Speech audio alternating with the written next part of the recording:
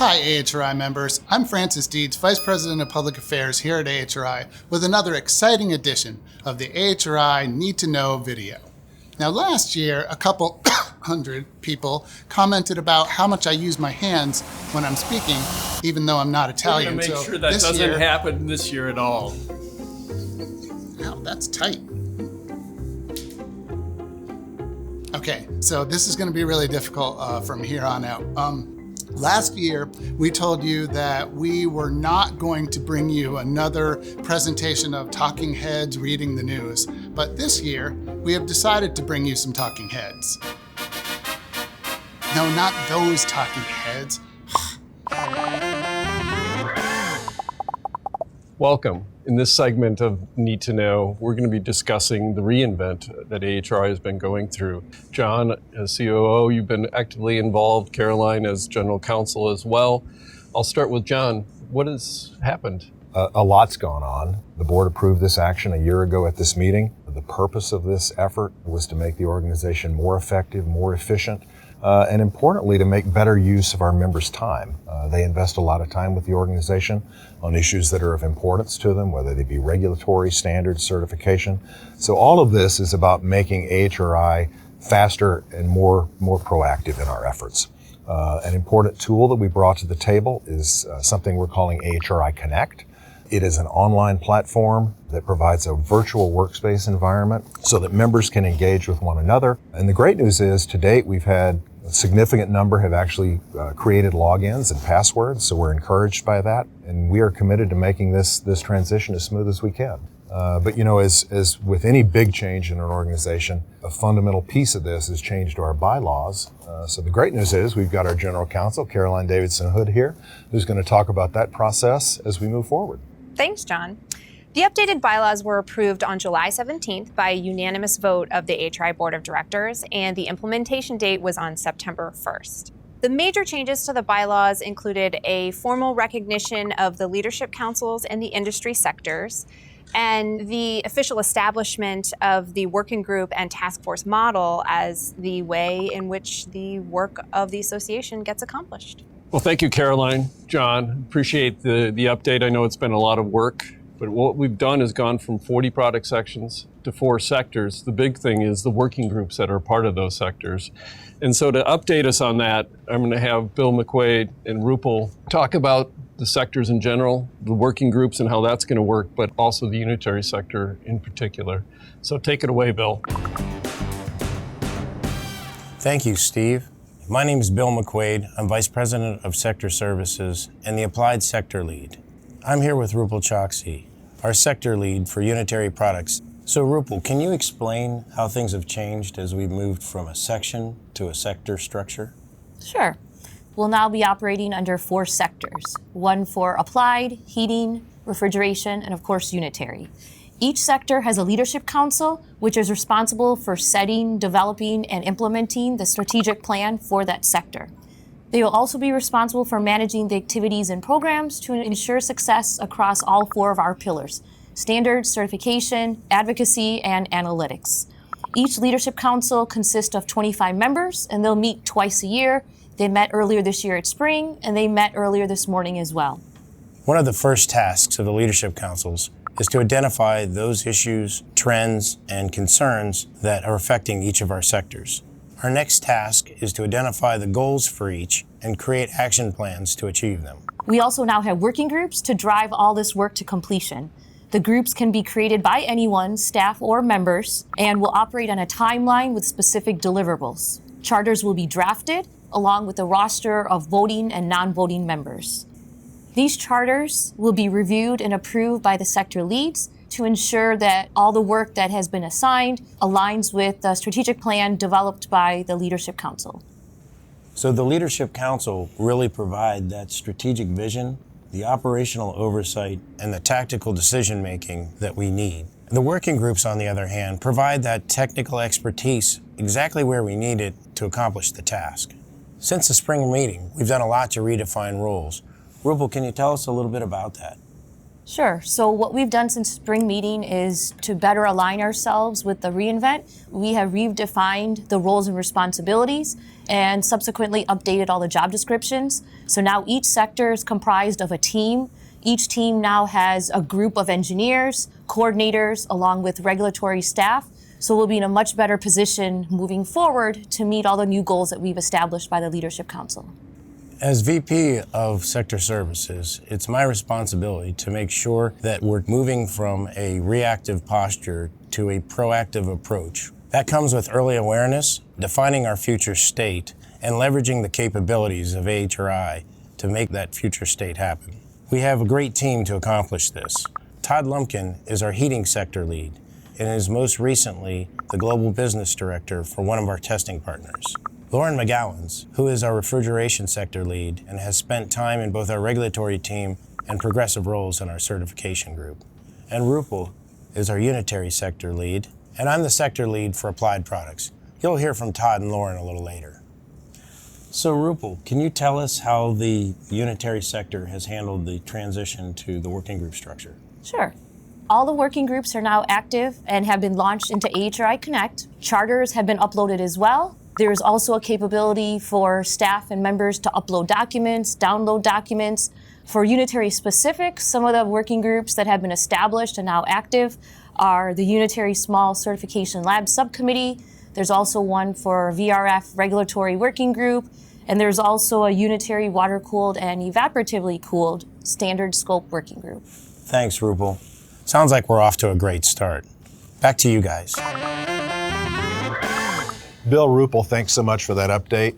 Sounds like Unitary's got a lot of stuff going on, and it also sounds like they've really embraced the working group model. The same is true for refrigeration. On that point, I'm going to turn it over to our correspondent, Francis Dietz, who is with Lauren McGowans, to talk about what's going on in the refrigeration sector. Take it away, Francis.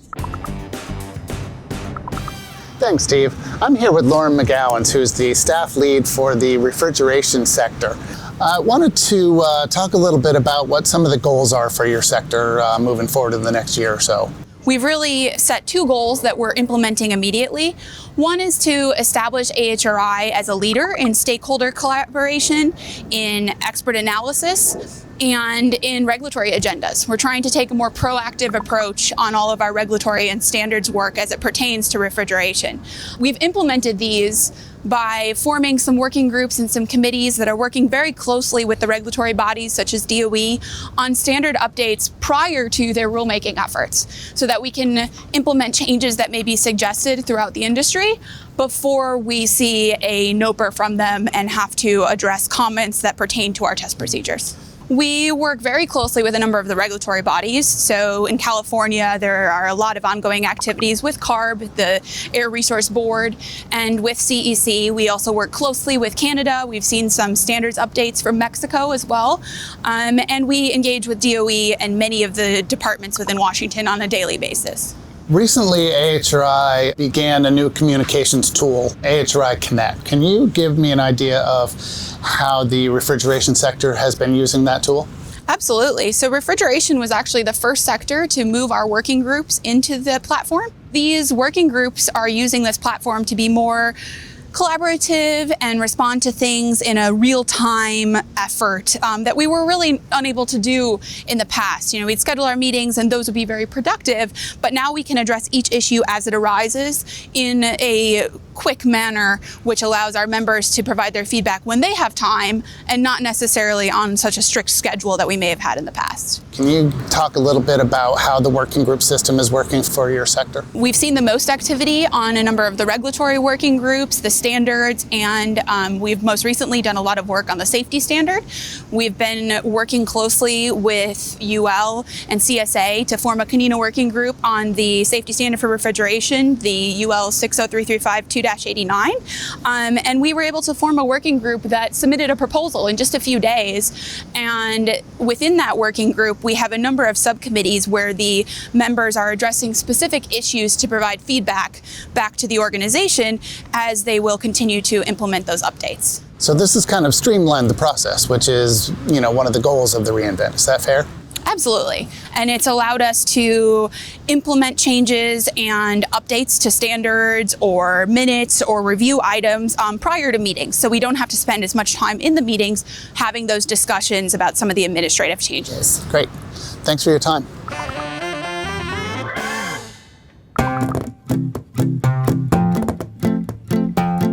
Would I rather live without heating or air conditioning? No question. I'd rather live without heating. It's a tough one. I don't know. I get really cranky and mean when I'm cold. I get cranky and mean when I'm hot as well, but less so.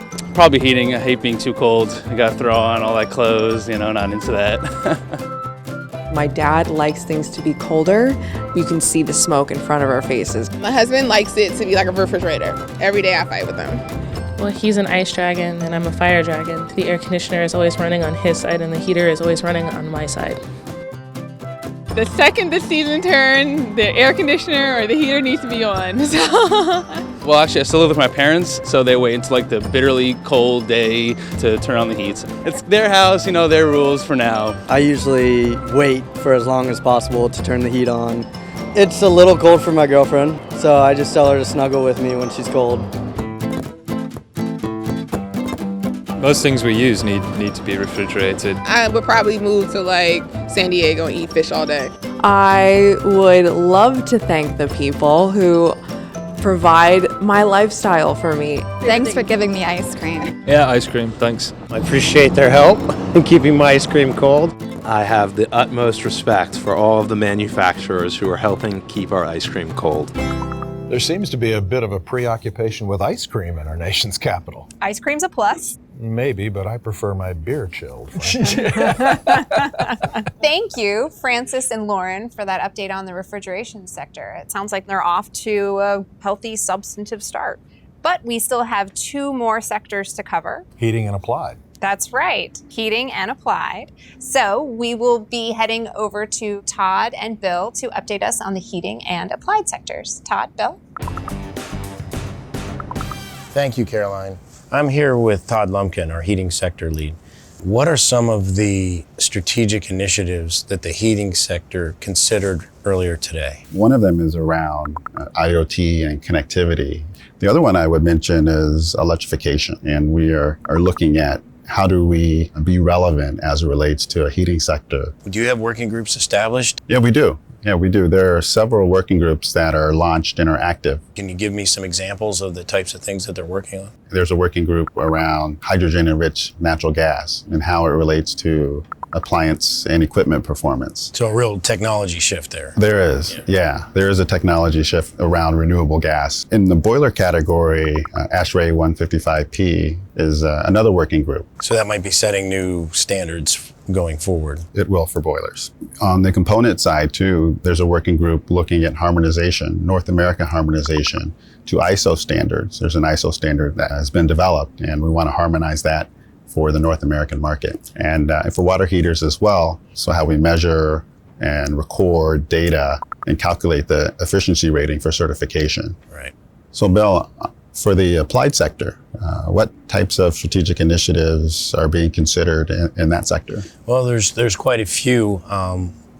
Some of the more important ones that we focused on transition from HFCs to low GWP options. With that comes some concerns about some of the mildly flammable alternatives. So there's a lot of discussion about not only what AHRI is currently doing, but what else could we do. When you have a sector, you have a number of different products that are grouped together. And in the past, we've always had sections where it was the issues of that one product that we were focused on. What has the dynamic been like with having various equipment types together? Just within the heating sector alone, there are 15 unique product categories, ranging from commercial forced air heating to components, hydronic components and burners. And the technologies are also dynamic as well. Right. When we look at condensing and or non-condensing technologies or geographies where products are being used, whether in North America or in Europe. Do you think one product group can learn from another? So yeah. Is it a good forum for that kind of discussion? I think that's the benefit of the working group structure, because it does enable the different perspectives from a technology and a product perspective to come together to talk about the application within that working group format. All right, well, thanks, Todd, for sitting down and talking with me today. Yeah, my pleasure. Thank you, Todd and Bill. I appreciate the updates, and that's all of the sector updates that we have today. Keep in mind, we're also reinventing our certification program as well. Isn't one reinvention good enough? You know, a lot of people would probably suggest that it was, but the truth is this is a program that's vitally important. And like anything, you've got to take a new look sometimes. So who's going to tell us about this? Lucky for us, Bill Tritzis is on hand to explain it to us. But first, we're going to hear from our sponsor. What's the value of becoming a member of the Air Conditioning, Heating, and Refrigeration Institute? It begins with a commitment to the betterment of our industry and the customers we serve. It's your platform to connect with more than 300 member companies through in-person networking and access to AHRI Connect, a new online community for year-round collaboration. It's a trusted source for news and analysis of the industry's most pressing issues, including legislation, regulations, and global market activity. It's a seat at the table when standards are being developed. It's the value and dependability, the AHRI certification mark, our globally recognized, industry-respected performance program. With the support of our members, AHRI is leading research into new technologies that will help you innovate, adapt, and grow. As an AHRI member, you know it's your story we take to policymakers and regulators in Washington, the states, and around the world. Together, we are shaping a policy environment that empowers us to continue creating thousands of jobs and innovative products that make life better for everyone. Explore the benefits of your AHRI membership. Visit ahrinet.org/members. Bill, thanks for sitting down with me. Can you tell us a little bit about some of the things that have changed under reInvent?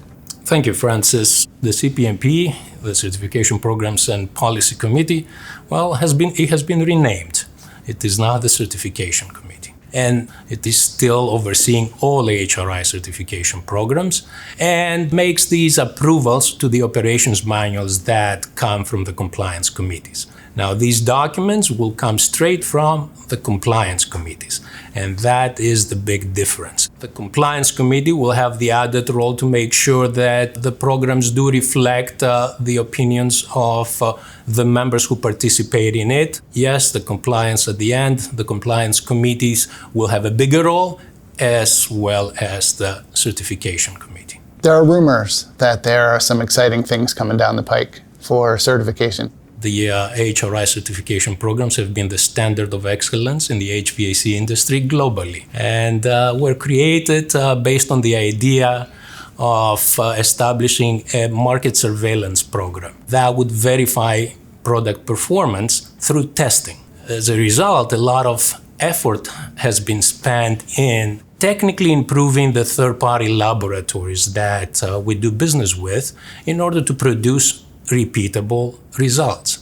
We're trying to provide a service that would look and audit our members' facilities and certify these facilities using standards like the LEAP standards that many of our members are familiar with. Another module that we are very excited to work on relates to the data that we collect from test reports and the data that our members upload on the AHRI Directory of Product Performance.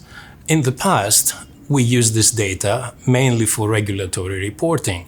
However, now with technologies like artificial intelligence, machine learning, and statistical analysis, we are able to analyze all this data and provide to our members pass-fail criteria, individualized trends for each participant in comparison to the entire industry, along with the risk analysis on a simulated DOE enforcement. This would provide added value to our members in our certification programs, and we're looking forward to working with them in implementing these new changes. Well, thank you, Bill. We've covered a lot of ground here today, haven't we? Good stuff. Have. And I really want to thank you, John, Caroline, also our sector leads, Bill Tritzis and Francis Dietz, for their support in helping deliver this message to you.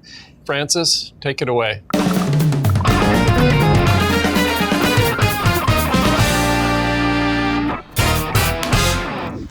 enjoyed this little snapshot of what your association staff have been doing for you since the spring meeting and have gotten an idea of what's coming up in the coming year. Thank you for watching, and most of all, thank you for being members of AHRI and for all you do for your association and for your industry. Remember that everything you do has a tremendous impact on the lives of your fellow citizens who use the products and equipment that you produce every day to make their lives better. And now let's make your life better, at least this evening, by showing you some of the frivolity and jocularity that goes into making a video like this. Take a look.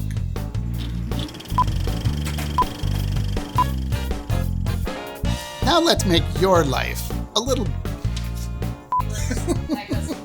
Welcome. Appreciate you being here today. I'm Caroline. Nice to meet you. Me too. Steve, John. So Rupal, what the hell have you been doing with it?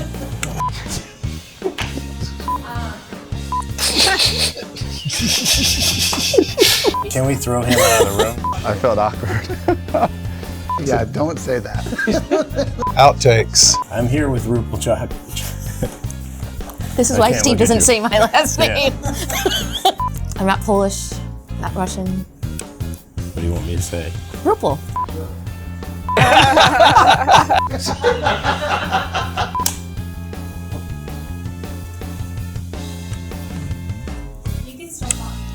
Oh. Okay, and I was like, what? 1, 2, 3, reinvent.